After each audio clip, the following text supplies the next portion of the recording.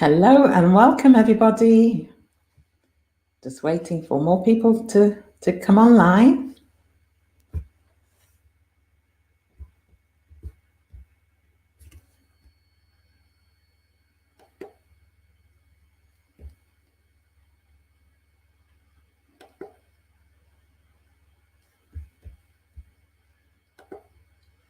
Hello, right, we've got some people here. And hello and welcome. Whilst we're waiting for more people to join, do let me know which part of the world you're joining from today. I like to know. Let's see who we've got. Hello, hi in Facebook. Got people in the Facebook group, and we've got people here on LinkedIn, I think. That's good. So yes, just let me know which part of the world you're joining from today. And how is your week going, everyone? Are you having a good week so far? I hope you are.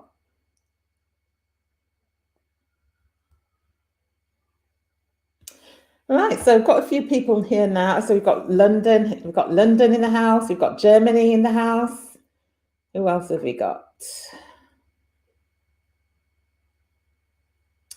And that's why I love doing these LinkedIn lives. We've got the US here. Hello from the US. And I love doing these LinkedIn lives because we get people from all over. And what it shows as well is that the issues and challenges that I talk about affect so many women across the world. We've got the Czech Republic. Hello from the Czech Republic. Yeah, and it's great to have such a diverse group of women online attending these. And the thing as well is when you see so many other women who are experiencing what you're experiencing, and then it doesn't feel like you're going through it alone. So that's, like I said, why I love to ask where people are joining from, so that you can see that people all over experience things that you experience. So thank you for coming online and welcome. So in competitive environments, there can be a lot of noise as everybody is trying to be seen and heard above all the noise. And it's often the case that she who shouts the loudest is the one that gets heard, is the one that gets seen, is the one that gets the recognition, and is the one that gets ahead. And as an introverted leader, promoting yourself and being visible can sometimes feel like it's a challenging thing to do. And what are your challenges when it comes to self-promotion? What is it about self-promotion that you don't enjoy? And please share in the comments. What is it about self-promotion that you don't enjoy? And by sharing, it enables others to see that they're not going through it alone.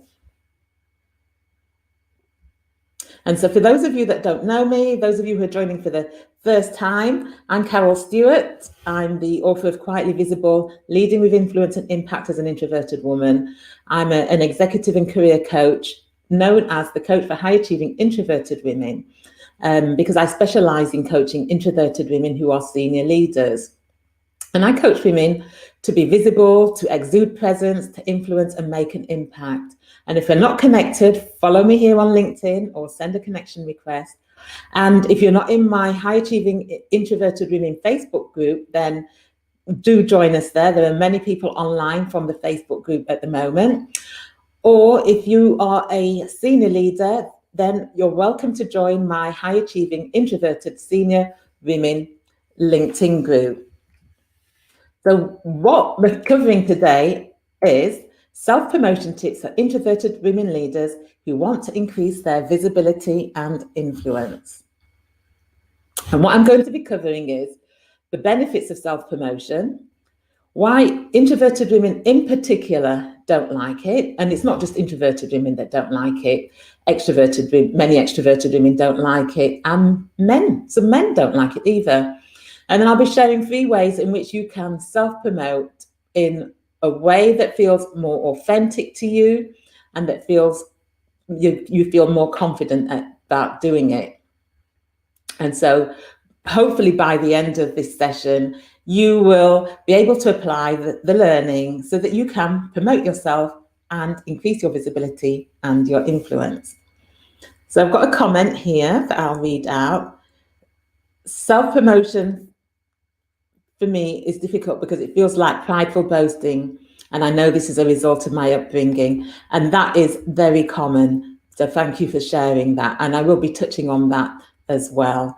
That feeling like it's bragging or boasting. And so the benefits of self-promotion are, it can be the difference between you getting the promotion and not getting it. And I'll give you an example. I had a client who came to me for coaching because she had been unsuccessful at getting a promotion that she really wanted.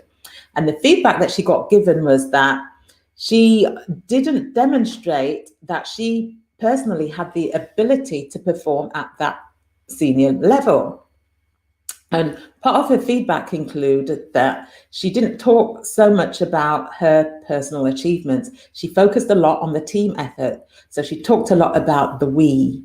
Oh, we did this and we achieved that and we did that, but failed to demonstrate her personal contribution to the results and to the difference that was made.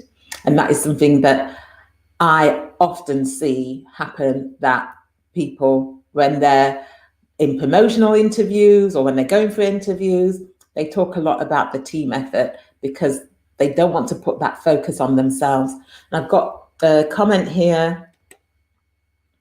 Self-promotion is often clouded by imposter syndrome. And yes, that is true. And I did do a live stream on imposter syndrome. So so you're in the Facebook group. If you didn't see that, then you can look through the videos in the Facebook group and watch that.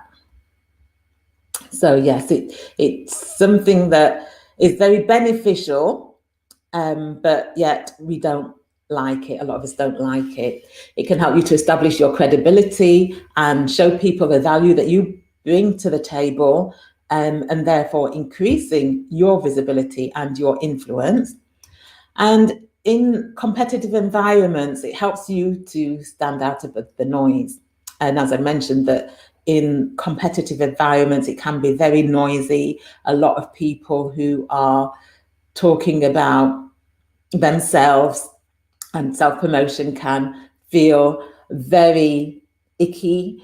And the reason why many introverted women don't like it, and as I've said, it's not exclusive to introverted women, because many extroverted women find it uncomfortable as well, and as do some men.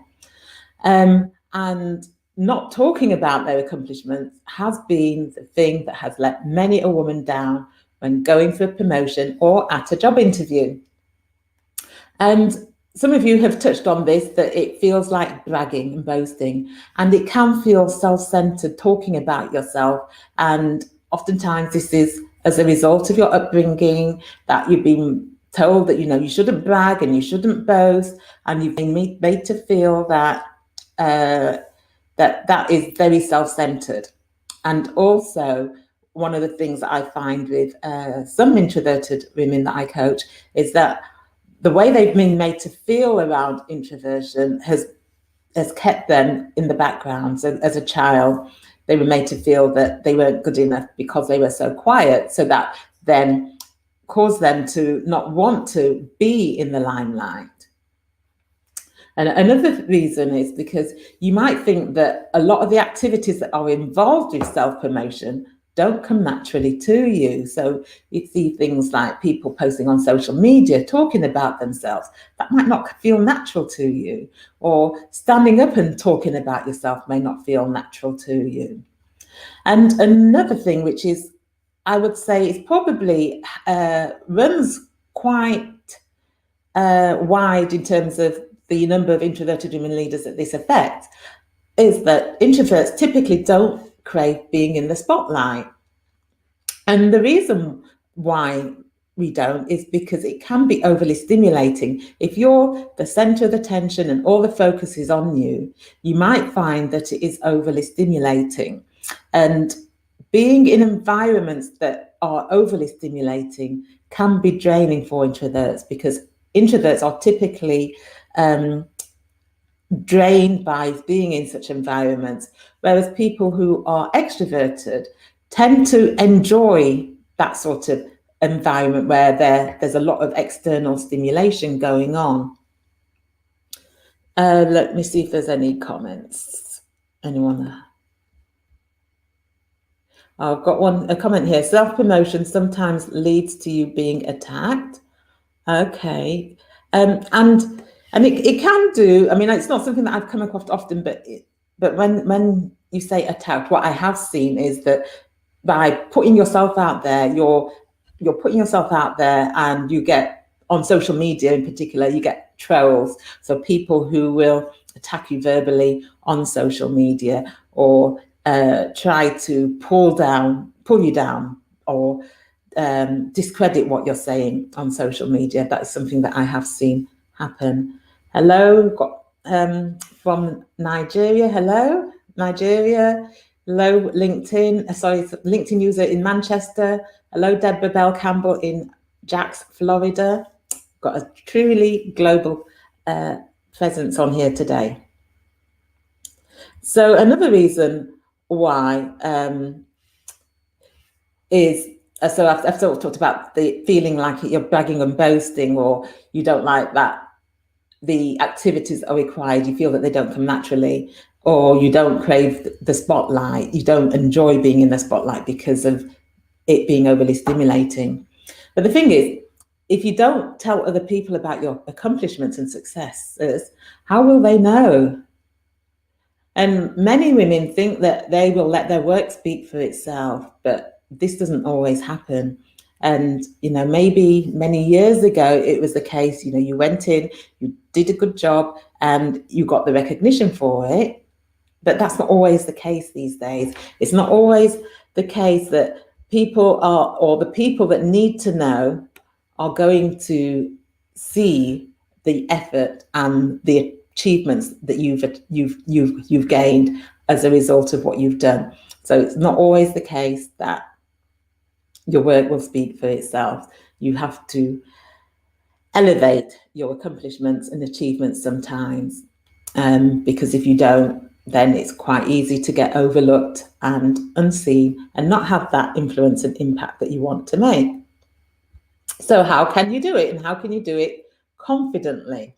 So 3 ways in which you can do this are to let your passion for what you do shine through.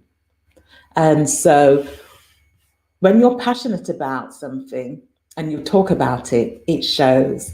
People who are passionate and talk about what they do, it attracts other people. People are attracted to people who are passionate about their work. When they're talking, you light up, your face lights up. And so if you talk about things that you're passionate about, and also think about who needs to know about your successes and achievements. Is it someone within your organization? Is it organizations that you think you want to maybe go and work at? So think about who is it that needs to know about your successes and your achievements, and how you can talk about it, what you do passionately, and your successes and achievements passionately. And it might be the case that you're in a job and you don't particularly like the job. You might be unhappy in your job, so you might find it hard to really be passionate about it. But think about elements of what you do and your successes and your achievements, and what it is that you loved about what you did, and think about how you can talk about that so that your passion for what you do shines through. Hi, Janet. Hi, Flo from Nairobi, and Janet from London. Good to see Janet on. Not seen you for a long time, Janet. So the next thing is to, when you're focusing on the results and the difference that you made and the part that you played, and frame it into a story. So rather than you talking about what you've done and making it feel very self-centered and making it feel like it's me, and like that you are bragging and boasting, think about a success or an achievement or a result that you've got, and frame it into a story. And in that story, emphasize the part that you played. And a framework that you can use to frame it into a story is the STAR technique, which is something that people use when they are going for job interviews or applying for jobs. It's where you talk about what the situation was, what was the task at hand, and what was the action that you took, and what that result was. And that will help to tease out your successes and achievements. So a good exercise is to think about those things that you want other people to know about, and then just look at how you can frame it into a story. So if you're going for a promotion, if you're going for a job interview, if you are wanting to get something across in a board meeting or a meeting, so that you can demonstrate that your achievements, you want to promote yourself. And using that as a framework will help you to tease out your story. And the third way, and there are many other ways, but because of limited time, I'm just focusing on 3 ways, is showcasing your thought leadership. And this is a great way for people who are introverted to talk about their successes and achievements, is through thought leadership. So writing articles about your knowledge base, your expertise, and things that you've done, and either publishing it, you can publish them here on LinkedIn, industry specific publications, your company intranet site or company newsletter, whereby you could talk about something that might be a particular project that you've worked on and there's been a great result, so you could talk about that. But demonstrating your thought leadership is a way of promoting yourself, but doing it in a way that feels comfortable, because it doesn't, it's taking the emphasis on you. And so if you think about how you can take the focus off you and put it on to what it is that you want others to know about you, what it is the value that you bring, what is the difference that you make, and put the focus on that. But keep your personal efforts into what it is that you're talking about. So whether it is that you are talking about it passionately, whether it is that you are showcasing your thought leadership, or however you are promoting it, then make sure that you focus on what difference you made, the part that you played. So that is a quick whistle-stop tour. And what we've looked at are the benefits of self-promotion, why introverted women don't like it. And I've shared 3 techniques that you can apply to let your passion shine through, and think about who needs to know about your successes and achievements and how you can have those conversations.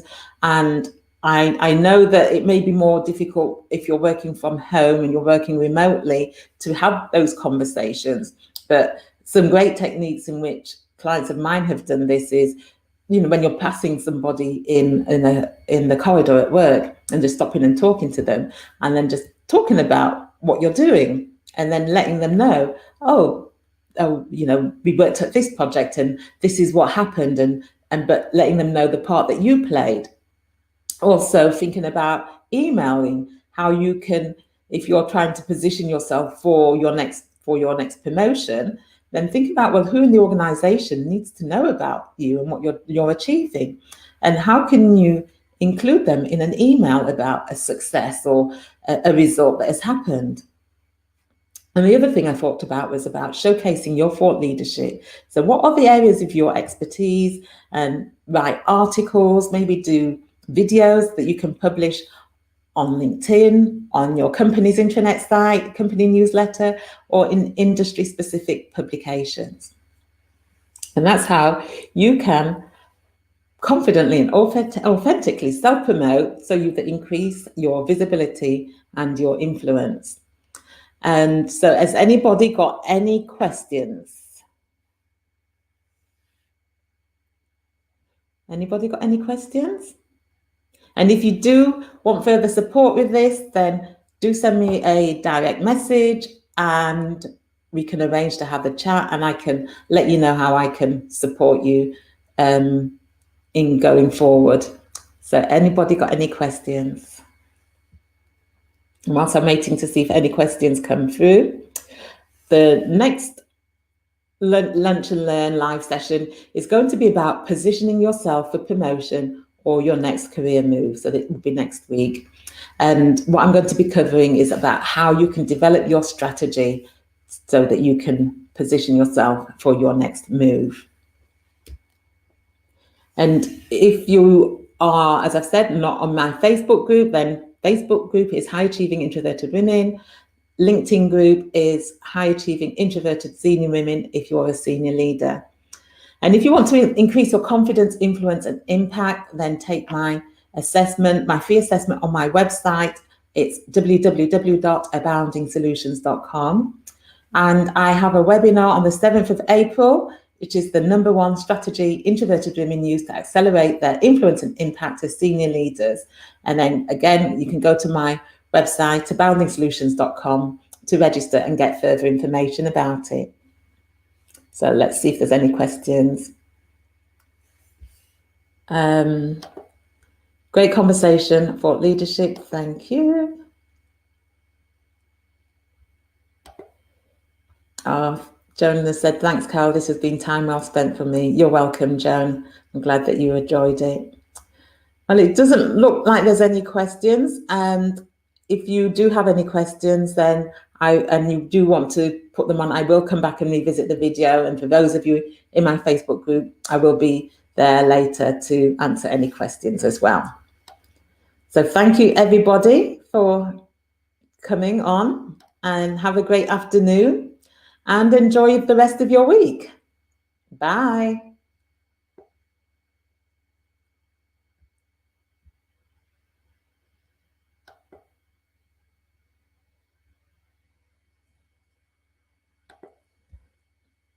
We've got another comment here.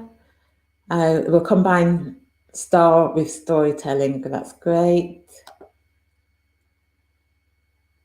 Another comment. Thank you, Carol. Your suggestions have been helpful.